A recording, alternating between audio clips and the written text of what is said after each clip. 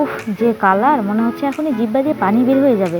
তো ভিডিওর ইন্ট্রো দেখে তোমরা বুঝতে পেরেছো আজকে আমি কি দেখাবো তোমাদের। তো ভিডিও দেখতে দেখতে কারো মুখে পানি চলে এলে আমার কোনো দোষ নেই। গ্রাম থেকে বেশ কয়েকটা জাম্বুরা নিয়ে এসেছে। এখন এগুলোর মধ্যে আমি 3টা জাম্বুরাকে ভর্তা বানাবো, তাই প্রথমেই জাম্বুরাকে ভালো করে কেটে নেওয়া হচ্ছে। দেখতেই পাচ্ছেন কি ইয়াম্মি একটা কালার। আমরা সাধারণত এভাবে জাম্বুরা কেটে থাকি, আপনাদের অন্য কোনো প্রসেস থাকলে অবশ্যই কমেন্টে বলবেন। প্রথমে এই লেবুগুলোর উপর থেকে ছালগুলোকে ফেলে নেওয়া হচ্ছে। আস্তে আস্তে বাকিগুলোরও এভাবে কেটে নিব আর এগুলো পরিষ্কার করে নিচ্ছি। আসসালামু আলাইকুম। আপনারা কারা কারা এই ভর্তা খেতে পছন্দ করেন তারা অবশ্যই কমেন্ট করে বলবেন। তবে বাকি দুইটার তুলনায় প্রথমটার কালারই বেশি জোর ছিল, তা তো আমি ভিডিওতে দেখিয়ে দিয়েছি প্রথমে।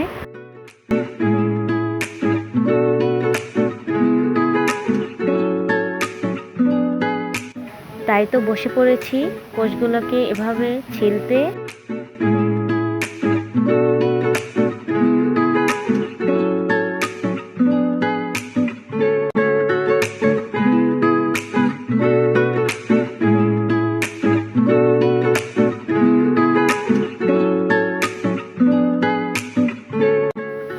তো খোসা ছাড়ানোর একেবারে শেষ পর্যায়ে আরও একবার দেখিয়ে দিচ্ছি কালারটা কেমন, সবাই কমেন্টে বলবেন। এরপর কতগুলো শুকনো মরিচ ভেজে নিয়েছি, এখন 3 কোষ রসুন নিয়েছি, এগুলোকে ভালো করে ছেঁচে নিচ্ছি।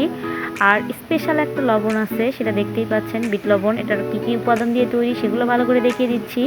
এখন মরিচের উপরে সামান্য একটু নর্মাল লবণ দিচ্ছি, দিয়ে ভালো করে এগুলোকে ডলে নিচ্ছি। এরপর যে তিনটা রসুনের কোষ রেখেছিলাম শেষে, সেগুলো এটার মধ্যে মিক্স করে নিচ্ছি। এটার মধ্যে সামান্য একটু পরিমাণ সরিষার তেলও অ্যাড করব, তাই দিয়ে দিচ্ছি। তো ফাইনালি আমি মরিচগুলোকে দিয়ে দিচ্ছি, এখন মেখে নিব।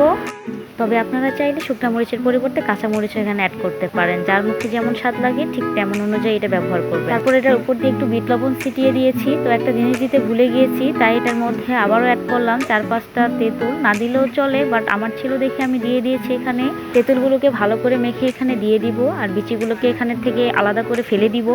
তো দেখতেই পাচ্ছেন আমি বিচিগুলোকে একবারে মেখে নিয়ে ফেলে দিচ্ছি এগুলো। তো ফাইনালি জাম্বুরা ভর্তা মাখা ডান। আপনারা এইভাবে মেখে ছোট থেকে বড় করে সব বয়সী মানুষদেরকে দিতে পারেন, তবে কলা পাতাতে খেতে অনেক বেশি মজা লাগে। তো আজকে ভিডিওটি ভালো লাগলে অবশ্যই লাইক কমেন্ট শেয়ার করতে ভুলবেন না। আজকের মতো টাটা, আল্লাহ হাফেজ।